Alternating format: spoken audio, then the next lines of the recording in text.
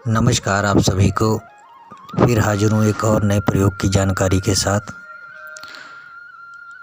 कई सारे मुझे जो हैं मैसेज आए हैं जिनको बहुत परेशानियां हैं, बहुत तंत्र से परेशान हैं लोग, और कई दिनों से वो कई लोगों से उन्होंने इलाज भी करवाया लेकिन तब भी उनको कोई भी जो है लाभ नहीं हुआ है।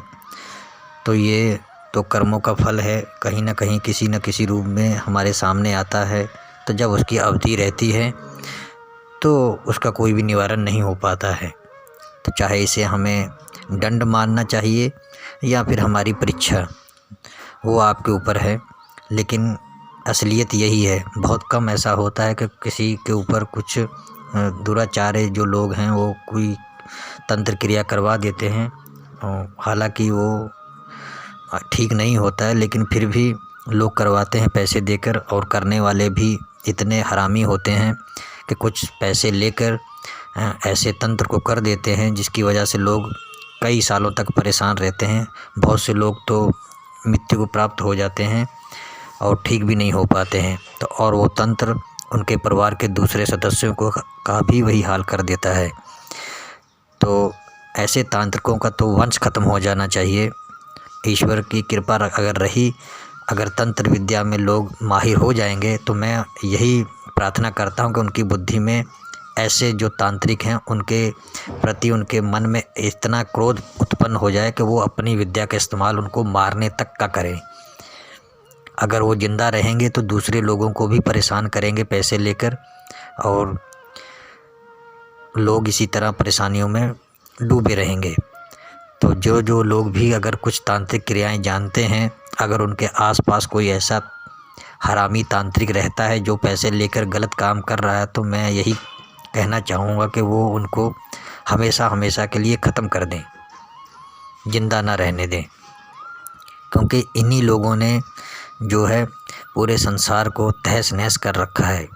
ये लोग राक्षस हैं, ये असली राक्षस हैं जो प्रत्यक्ष रूप में रह रहे हैं आप ही लोगों के बीच में।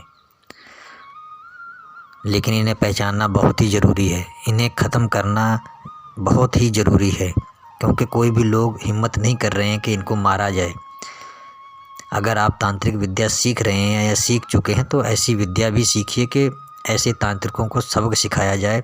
अगर मारना नहीं चाहते तो उनको ऐसा कर दीजिए, अपंग कर दीजिए, उनकी बुद्धि वाणी सब स्तंभित कर दीजिए कि वो कुछ न करने पाएँ। ये बहुत ज़रूरी है। तो आज का जो प्रयोग है उसके बारे में बात करते हैं कि आज के अगर किसी के ऊपर किसी ने कोई तंत्र विद्या कर रखी है या भूत प्रेत उसके ऊपर सवार होता है, तो मैं 3 प्रयोग आपको आज बताऊंगा।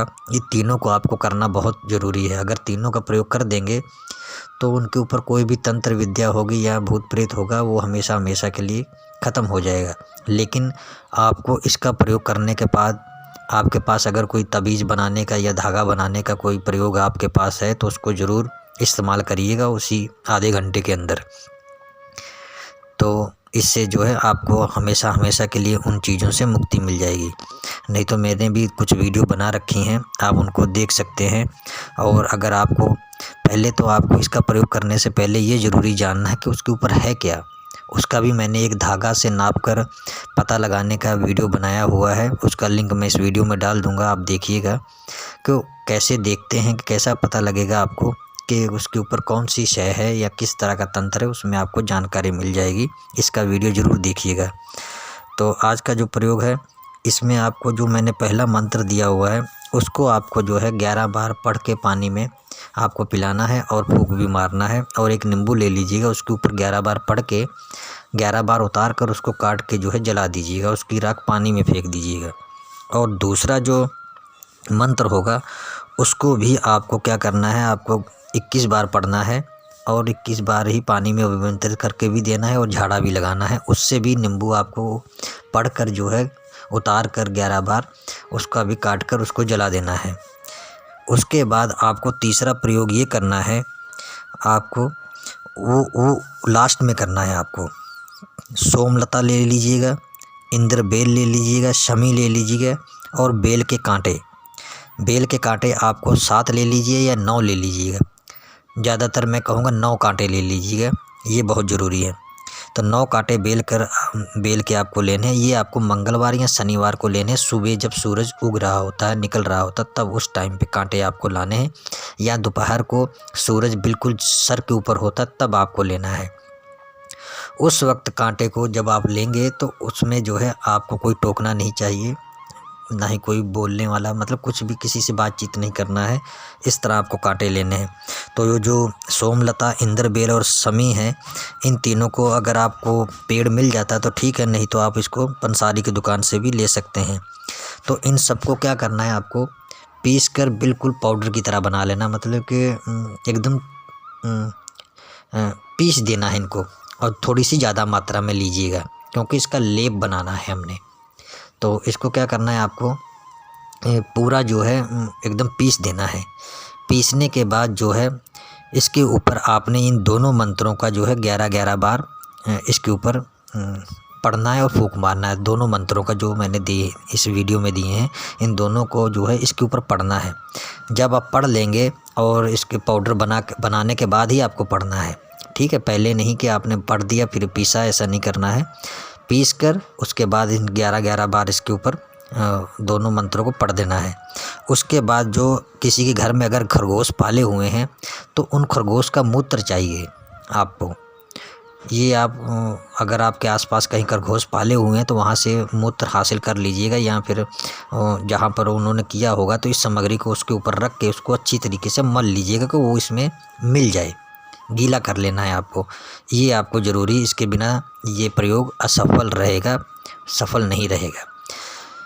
तो जिनके ऊपर भूत प्रेत तंत्र मंत्र किसी प्रकार की भी क्रिया कर रखी है, चाहे कितनी भी खराब क्यों ना हो, ये जो आखिरी का प्रयोग आपको करना है, इसी से आपको मुक्ति मिलेगी। उन दोनों से तो होगा ही, लेकिन तीनों ये जो प्रयोग हैं एक साथ करने हैं आपको, अलग अलग नहीं करने, नहीं तो कहीं ना कहीं कोई कमी रह जाएगी आपकी। तो इसको क्या करना, जब आप उस मूत्र में इसको गीला कर लेंगे, गीला करने के बाद जो रोगी है उसको आप किसी कमरे में ले जाइए, उसके कपड़े उतरवा दीजिए। अगर मतलब कि इंसान है, मतलब मर्द है, तो उसको तो कोई भी मल सकता है, लेकिन अगर लेडीज़ है तो लेडीज़ को क्या करना है, उन्हीं की कोई किसी औरत को दे दीजिए। तो उनको बोलिएगा कि इनके शरीर पर मल दे कपड़े उतार कर, तो या फिर ऊपर से अंदर से ही हाथ डाल के मल सकते हैं, उनके पूरे शरीर पे मल दीजिए। और उस लेप को आपको रहने देना है 24 घंटे के लिए उनके शरीर के ऊपर। बस आप चमत्कार देखिएगा। मुझे कुछ भी बड़ाई करने की ज़रूरत नहीं है, ना ही मैं करूँगा। सब लोग बोलते हैं ये हो जाएगा वो हो जाएगा, ऐसा वो तो जब परिणाम आपको मिलेगा तब आप उसका व्याख्या करेंगे, मैं नहीं करूँगा। मैंने आपको सिर्फ बताया है, आप इसको प्रयोग को करिएगा। लेकिन हाँ, इन प्रयोग को करने से पहले अपने शरीर का सुरक्षा ज़रूर करिएगा। इसमें बहुत ही ज़्यादा आपको दिक्कत होने वाली है, समझ लीजिए। आप बिना उसके अपने सुरक्षा के ये कार्य करेंगे तो आपको कुछ भी गड़बड़ हो सकती है आपके साथ में, ये मैं नहीं चाहूँगा। मैंने और भी वीडियो डाल रखी है सुरक्षा मंत्र की, आप उसमें से कोई भी मंत्र का प्रयोग करके अपने शरीर के ऊपर उसको करने के बाद, बंधन करने के बाद इन प्रयोग को करिएगा। तो आपको जो है 1 हफ्ते के अंदर ईश्वर की कृपा से आपको इन सारी चीज़ों से मुक्ति मिल जाएगी। मैं आज जो आपको प्रयोग बता रहा हूँ, इसमें आपको कोई भी सिद्धिकरण नहीं करना, ये मंत्र स्वयं सिद्ध हैं। बस ईश्वर की कृपा आप पर हो जाए, आप नाम लेके अपने इष्ट देव का, जिसको आप मानते हैं, उनका नाम लेकर बस इस प्रयोग को करिए, और ईश्वर की कृपा से आपको सारी चीज़ों से मुक्ति मिल जाएगी। आपको कहीं भी जाने की ज़रूरत नहीं पड़ेगी। ये